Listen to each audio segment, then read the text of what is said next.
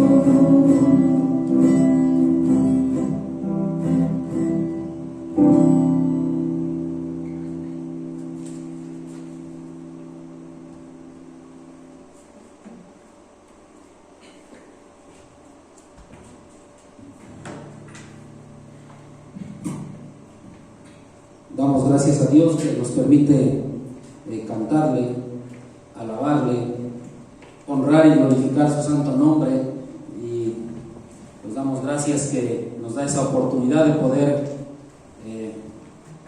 con nuestras voces imperfectas pero con un corazón sincero poder cantarle. Asimismo, pues les enviamos un cordial saludo a la distancia. Sabemos que en la actualidad, por indicaciones gubernamentales, pero sobre todo atendiendo la sumisión a nuestro Dios Todopoderoso, en el cual nos pide que atendamos indicaciones también de nuestro gobierno.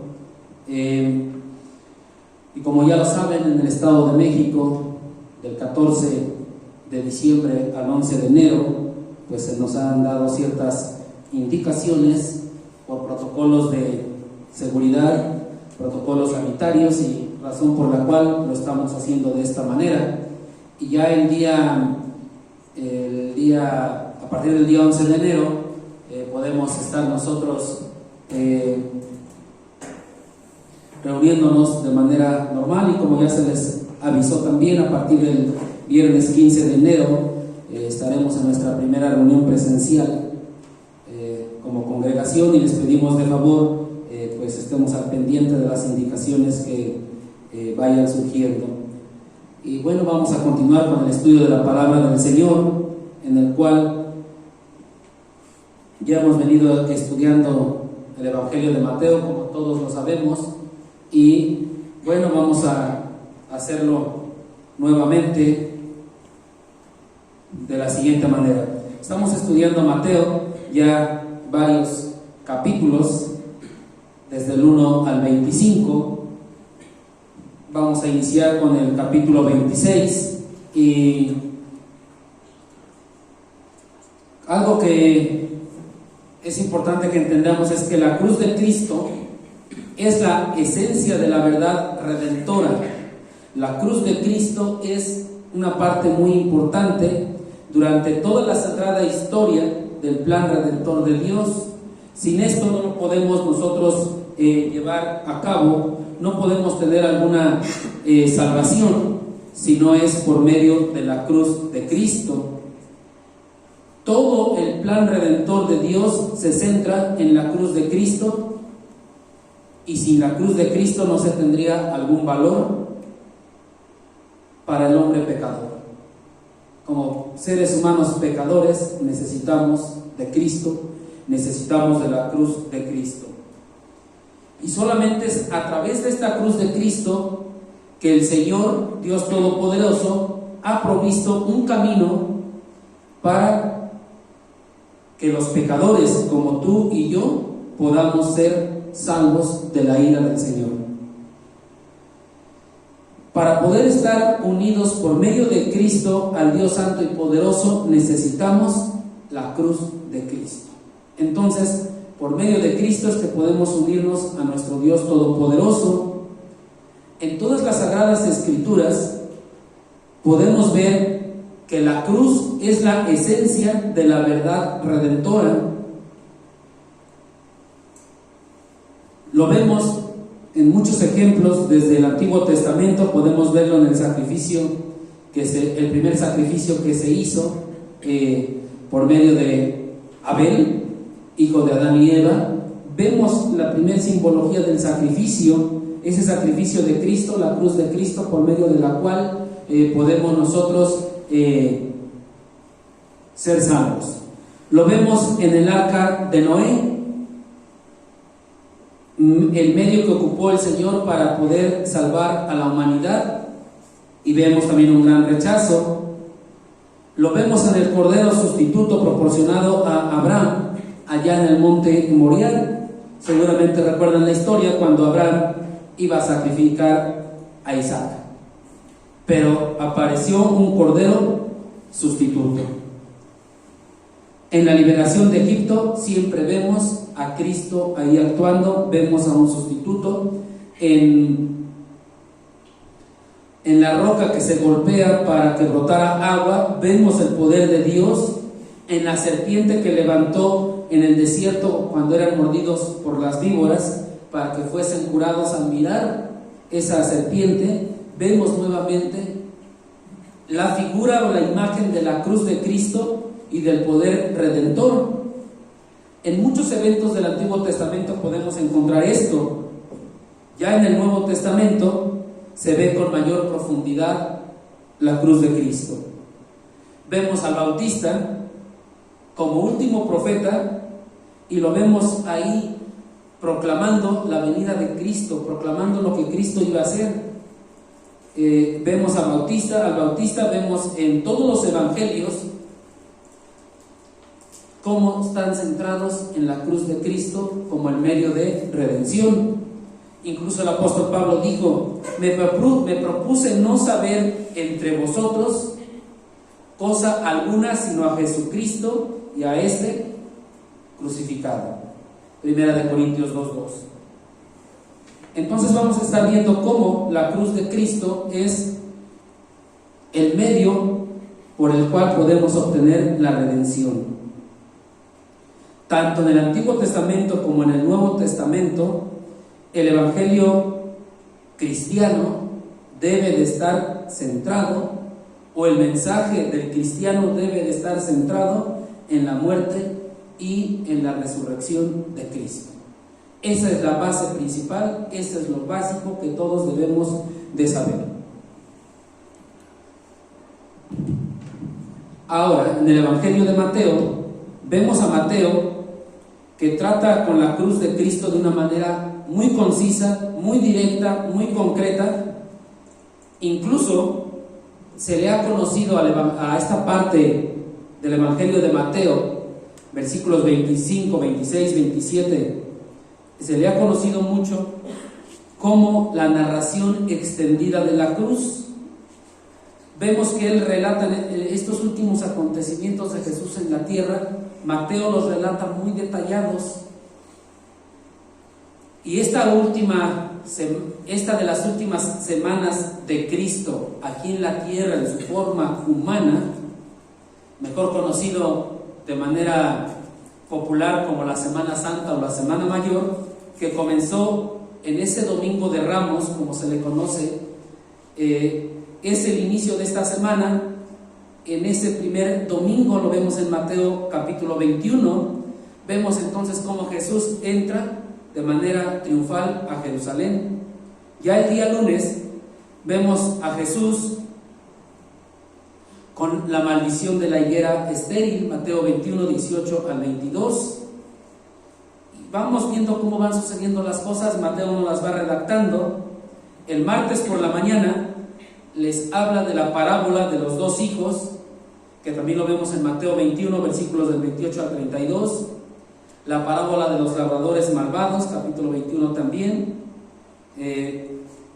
Vemos cómo viene redactando todo lo sucedido de esta última semana. Vemos también la parábola de la fiesta de bodas, ahí en Mateo capítulo 22, versículos del 1 al 14.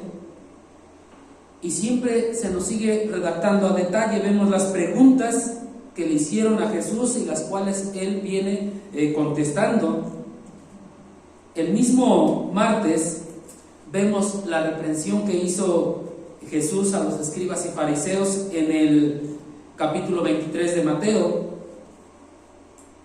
Seguimos en el día martes, cuando él sale del templo porque estaba reprendiendo a escribas y fariseos, y se va al monte de los olivos. Y ahí al inicio del capítulo 24 vemos cómo sus discípulos le preguntan acerca de cuándo será su venida y las señales antes de su venida, a lo cual él da respuesta en Mateo capítulo 24 y capítulo 25, que también ya hemos estudiado. Y como podemos notar, entonces el día martes estuvo muy agotador. El día martes hubo enfrentamientos, hubo enseñanzas. La narración comienza en Mateo 21, 18, continúa por los capítulos 22, 23, 24 y 25, y es así como llegamos a Mateo capítulo 26, que ya es el día martes por la tarde. Dice 26:1 de Mateo: cuando hubo acabado Jesús todas estas palabras, dijo a sus discípulos. Aquí vemos entonces muy claramente el cierre de ese discurso que Jesús venía diciendo, ese discurso de las señales antes del fin, que le preguntaron cuándo sería, que ya hemos estudiado por varios domingos atrás. Pero también vemos cómo de manera muy rápida regresa a la realidad central de su primera venida. Dice el versículo 2, Mateo 26:2: sabéis que dentro de 2 días se celebra la Pascua, y el Hijo del Hombre será entregado para ser crucificado. Después de toda la explicación que venía dando, todo el discurso, desde el capítulo 23, 24, 25, aquí está cerrando y regresa otra vez al punto principal de su venida, o de su primer venida aquí a la tierra. Por cuarta vez y por última vez, Jesús les habla aquí otra vez de la muerte que iba a padecer. Esta es la cuarta y última vez. La primera vez la vimos en Mateo 16, 21. Segunda vez, Mateo 17, 22 y 23. Tercera vez, Mateo 20, versículos 18 y 19. Cuarta y última vez la vemos aquí en Mateo 26, 2. Que Él les viene anunciando lo que va a padecer, con un gran cambio en esta última vez. Aquí les dice, será dentro de 2 días. Aquí sí está Él aclarando el tiempo. Él les estaba diciendo que uno de los acontecimientos más importantes en su misión como Mesías era su crucifixión. Si Cristo no muere por nuestros pecados, no podemos tener perdón de nuestros pecados. Esa era la parte más importante. Por eso es que Él regresa aquí en el capítulo 26 y les dice, cuando hubo acabado todas estas palabras, que dentro de 2 días se celebra la Pascua y el Hijo del Hombre será entregado para ser crucificado. Entonces, Mateo capítulo 26, versículos del 1 al 16, se nos presentan 4 acontecimientos o 4 sucesos que nos van a ofrecer distintas perspectivas sobre la preparación para la inminente muerte de Jesús. Vamos a ver entonces 4 sucesos o 4 acontecimientos que van preparando la muerte de Jesús. El primer suceso es la gracia soberana. Dentro de la soberanía del Señor hay gracia y Él tiene preparado un plan. Segundo suceso, vamos a ver el rechazo, ese infame rechazo que hacen los principales sacerdotes, los escribas, los ancianos, cómo rechazan a Jesús. El tercer acontecimiento es la adoración amorosa por medio del cual Jesús es ungido en Betania. Cuarto suceso es una traición hipócrita, de la cual ya hemos escuchado muchas veces.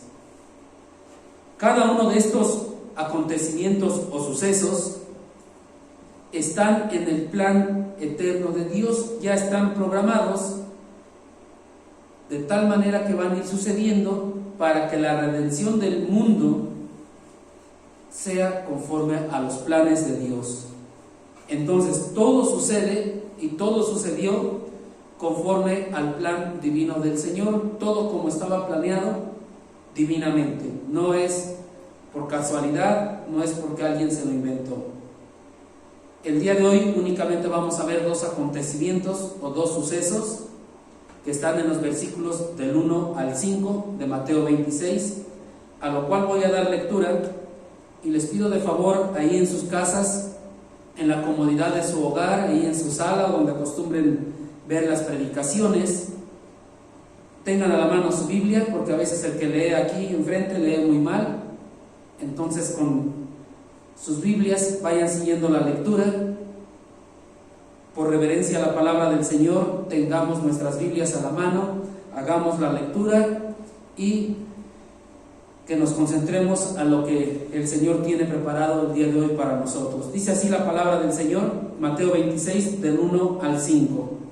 Cuando hubo acabado Jesús todas estas palabras, dijo a sus discípulos: sabéis que dentro de 2 días se celebra la Pascua, y el Hijo del Hombre será entregado para ser crucificado. Entonces los principales sacerdotes, los escribas y los ancianos del pueblo se reunieron en el patio del sumo sacerdote llamado Caifás y tuvieron consejo para prender con engaño a Jesús y matarle. Pero decían: no durante la fiesta, para que no se haga alboroto en el pueblo. El primer acontecimiento es esa preparación por medio de la gracia soberana del Señor, que lo tenemos en el versículo 2. Y como ya lo dijimos, es algo que el Señor Jesús ya venía diciendo, ya venía anunciando. Esta es la 4ª vez que lo vuelve a repetir. Viene mencionando lo que le iba a suceder. Todos los acontecimientos estaban totalmente controlados por la soberanía de Dios, y qué mejor bajo su propia gracia, esa gracia soberana del Señor. Entonces recordemos que soberanía es que Dios tiene el control de todo. Él tenía todos los acontecimientos controlados al momento que iban a ir sucediendo.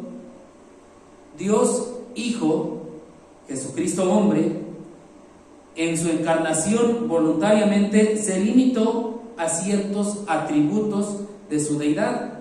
Lo vemos en Filipenses capítulo 2, versículos 7 y 8, cómo Él por su propia voluntad se hizo hombre. Y Él entonces se limita a ciertos atributos de su deidad. No perdió su deidad, pero Él por su voluntad dejó de utilizar ciertos atributos divinos. Dentro de esas limitaciones, Él tenía que cumplir con ciertos propósitos. Él tenía que cumplir con algo. Dice el Evangelio de Juan en el capítulo 17, versículo 4: he acabado la obra que me diste que hiciera. Él tenía ya un propósito y dice: he acabado la obra que me diste que hiciera. En su humanidad Él tenía un propósito y Él lo tenía que cumplir. Jesús estaba ya consciente que había llegado ese momento de padecer, ese momento de morir en la cruz por el pecado de todo el mundo. Y se los volvió a declarar a sus discípulos, pero ahora sí les especificó que ocurriría dentro de 2 días. Es martes y el jueves siguiente inicia la fiesta de Pascua. Siempre iniciaba el día jueves por la tarde con la muerte del Cordero Pascual. Para mayor información pueden leer Éxodo capítulo 12. Sería mucho que tendríamos que explicar para entender el Cordero Pascual, pero si leemos Éxodo capítulo 12 lo vamos a entender muy bien.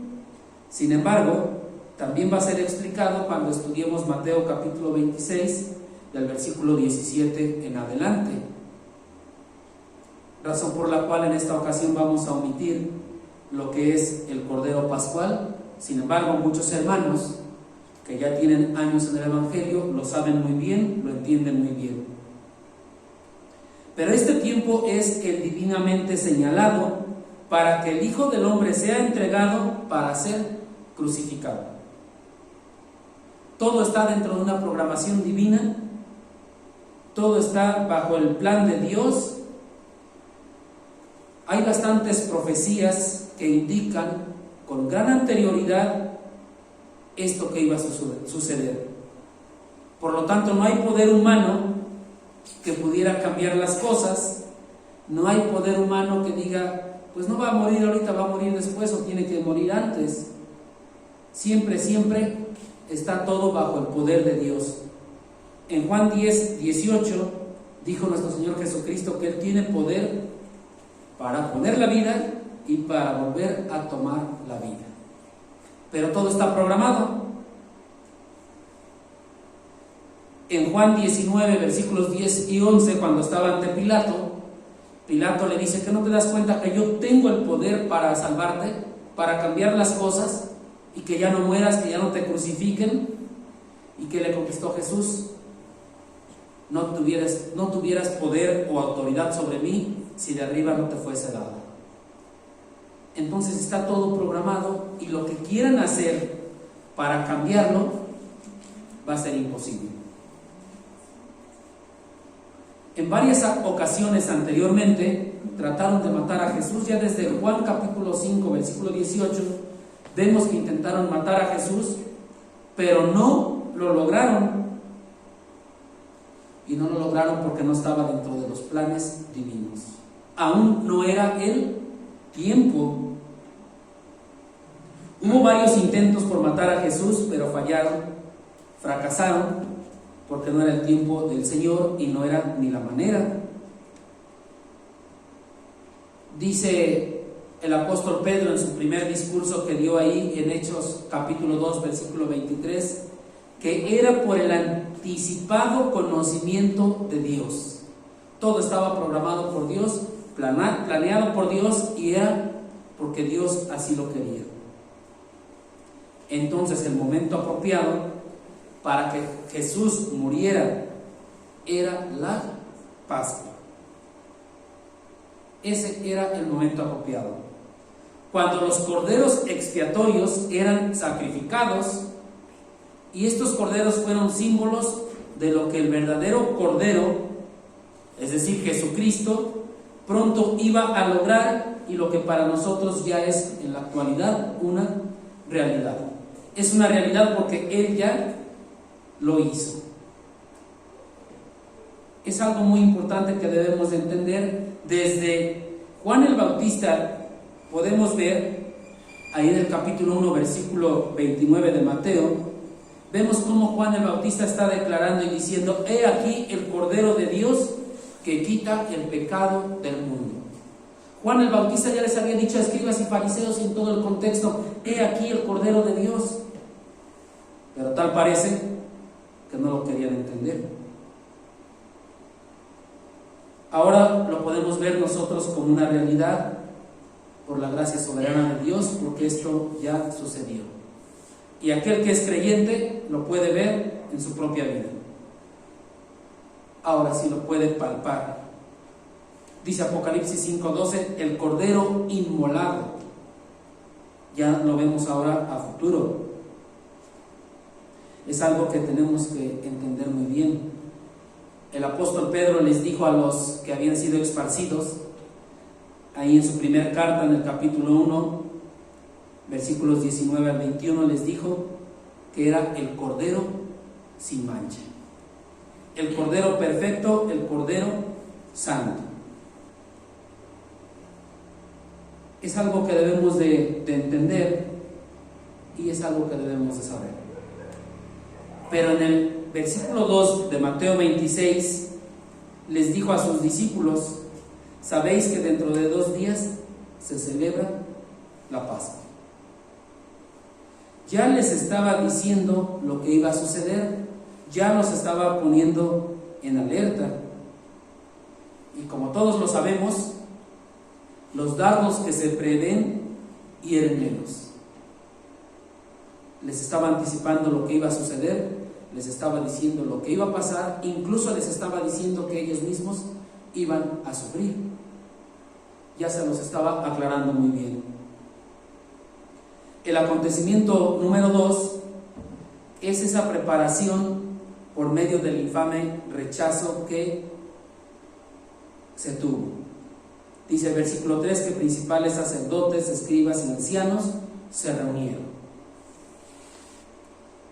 Ya habían tenido varias reuniones anteriormente, pero esta era una de gran relevancia. Vamos a ver los detalles.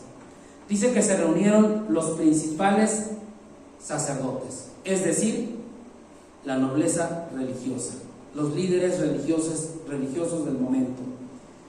Dice que se reunieron también los escribas, que tenían gran conocimiento de las escrituras. y también se reunieron los ancianos del pueblo, es decir, gobernantes de ese momento. ¿Dónde se reunieron?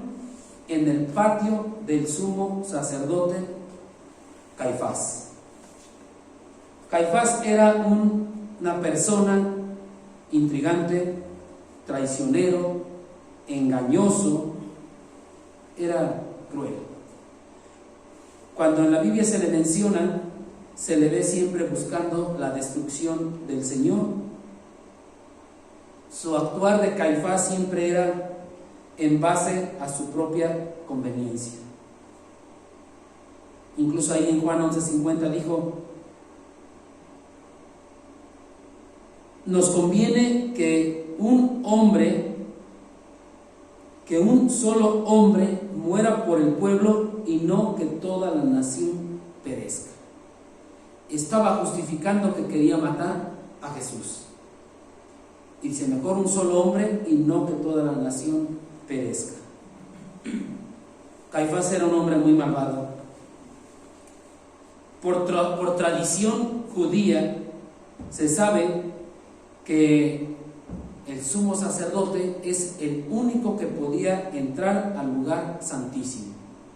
Y además sabemos que todo el sacerdocio era por descendencia levítica, pero resulta que Caifás no tenía esa descendencia.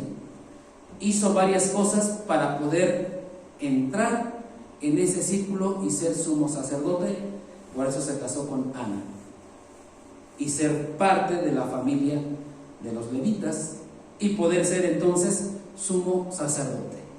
El sumo sacerdote, lo sabemos bien por tradición, era el único que podía entrar al lugar santísimo en el día de la expiación, que era cada año, y así él podía ofrecer el sacrificio por el pueblo, por el perdón del pueblo. Cosas muy contradictorias cuando él era el peor de todos. Eso era Caifás, y entraba al lugar santísimo. Entonces, el único propósito de esta reunión que tuvieron ahí en el patio de Caifás, tal vez sucedió mientras a la par sucedía lo del versículo 2, cuando Jesús les está diciendo que el Hijo del Hombre será entregado para ser crucificado. Ellos estaban tramando cómo prender a Jesús con un engaño y matarle. Es muy común que los humanos pensamos, los humanos hacemos y los humanos decimos: lo logré. Eso que pensé, eso que hice, lo logré. Pero todo está en el plan soberano de Dios. Y si lo logramos es porque Dios quiso.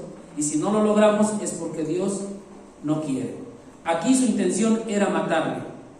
Pero primero tenían que prender a Jesús, tenían que arrestar a Jesús, tenerlo escondido bajo resguardo, para evitar que Jesús siguiera acumulando más apoyo del pueblo. Ya mucha gente lo seguía. Lo querían tener ahí en custodia, hasta que el gentío de la Pascua, o de la fiesta de Pascua, que había venido a Jerusalén, ya se hubiese ido, y posteriormente darle muerte a Jesús. Tal vez en secreto, tal vez esa era su intención. Por eso decían lo del versículo 5: no durante la fiesta, para que no se haga alboroto en el pueblo. No durante la fiesta. Esta fiesta de Pascua era una celebración muy grande. Según Josefo, un historiador judío de aquellos tiempos, dice que en esta fiesta de Pascua aproximadamente 256.500 corderos expiatorios eran sacrificados. 256.500 corderos expiatorios eran sacrificados durante la fiesta de Pascua. Pero la tradición también dice que se requería mínimo de 10 personas para poder comerlo de un cordero. Es decir, si multiplicamos 256.500 por 10, estamos hablando de que aproximadamente llegaban a Jerusalén 2.565.000 personas. O sea, era mucha gente. Excedía los 2 millones la gente que llegaba. Venían de Galilea, de muchos lugares donde Jesús ya había ministrado, Jesús ya había obtenido gran popularidad por su enseñanza, por su palabra, por los milagros que él hacía. Tener reunida esta cantidad de gente, su primer temor que tenían estos escribas y fariseos es que iba a tener popularidad de más de 2 millones de personas. Por lo tanto, desde el punto de vista de los líderes religiosos, desde el punto de vista de ellos, la Pascua era el peor momento para tomar acción directa contra Jesús. Su intención únicamente era prenderle y tenerlo en custodia, tenerlo bajo resguardo, nada más. Mucho menos en la Pascua darle muerte. Ellos preveían esto. Ellos temían que esto ocasionara un gran alboroto ahí en el pueblo, porque la Pascua era cuando llegaba la gente. Ese era el temor de los líderes religiosos de aquel entonces. Pero la Pascua era el tiempo que Dios había escogido para dar la muerte a su Hijo Jesucristo, para que su Hijo Jesucristo resucitara y podamos ser salvos cada uno de nosotros. Es decir, los planes humanos no funcionan y nunca van a funcionar cuando están en contra de los planes de Dios. Así que tengamos mucho cuidado de actuar conforme a la voluntad de Dios, de actuar conforme a los propósitos de Dios, de actuar conforme a lo que Dios quiere y no conforme a lo que nosotros pensamos y queremos hacer. Muchas veces nos desesperamos y decimos: ¿por qué no me sucede esto? ¿Por qué no me pasó esto si yo esperaba esto? Pues porque no está en los planes del Señor. Aquí en el Evangelio de Mateo podemos ver que durante muchas ocasiones quisieron matar a Jesús de inmediato, pero no pudieron.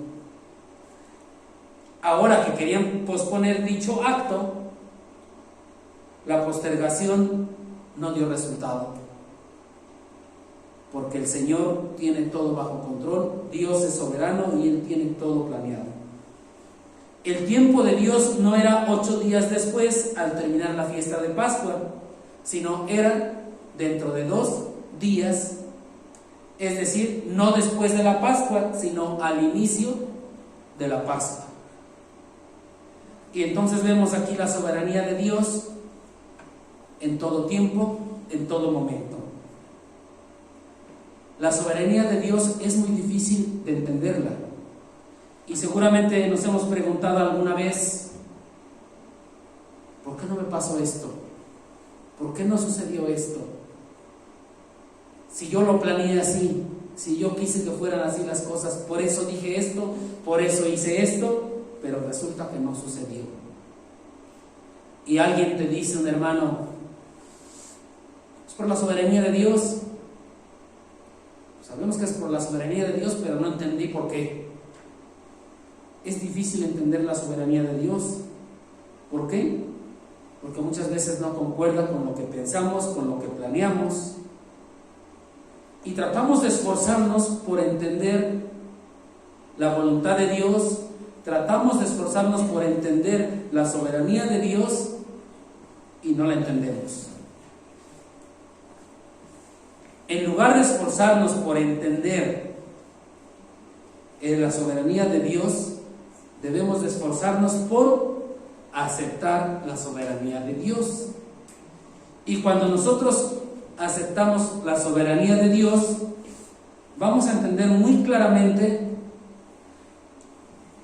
que todo es, o que todas las cosas nos ayudan a bien conforme a su propósito para todos aquellos que hemos sido llamados por el Señor.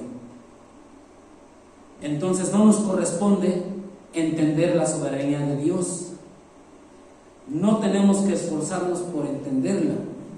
Tenemos que esforzarnos, y lo que nos corresponde es aceptar la soberanía de Dios. Ahora, ¿cómo voy a entender esto? Orando al Señor, esto es muy claro, y estudiando las Escrituras. Por eso al inicio les dije, tengan sus Biblias a la mano, pongamos atención a la palabra del Señor. Es un pequeño momento, un pequeño tiempo, un pequeño rato, y después continuamos con nuestras actividades. Entonces, vimos aquí dos acontecimientos que van preparando la muerte de nuestro Señor Jesucristo. Posteriormente veremos el tercer y cuarto suceso. Por lo tanto, les pido de favor que ahí en sus casas, en sus hogares, en la comodidad de su sala, de su comedor, guarden silencio, inclinen sus rostros, cierren sus ojos y hagamos una oración para que el Señor nos dé esa sabiduría, ese entendimiento para poder aceptar su soberanía, su voluntad, lejos de querer entender lo que es la soberanía del Señor. Vamos a orar. Padre Santo, en esta tarde te damos gracias una vez más que nos permites estudiar tu palabra, que nos permites avanzar en este evangelio por el cual tú hablas a cada uno de nosotros. Padre bendito, alabado, exaltado sea tu palabra, alabado, exaltado sea tu nombre, Padre bendito. Y hemos escuchado este mensaje y te pedimos, te rogamos que tú actúes poderosamente en nuestras vidas, Padre, y que nos hagas entender lo que es tu soberanía, nos hagas entender tu voluntad y sobre todo podamos aceptar lo que tú tienes para cada uno de nosotros. Te doy gracias, Padre, que nos permites transmitir de esta manera, Padre, que nos das la tecnología para poder hacerlo. Bendice el corazón de cada uno de los que han escuchado este mensaje, bendice la vida de cada uno de los que han escuchado este mensaje, Padre, y que, Padre, podamos también entender y aceptar tu salvación si es que no lo hemos hecho, Padre. En Cristo Jesús te damos gracias. Amén. Dios les bendiga.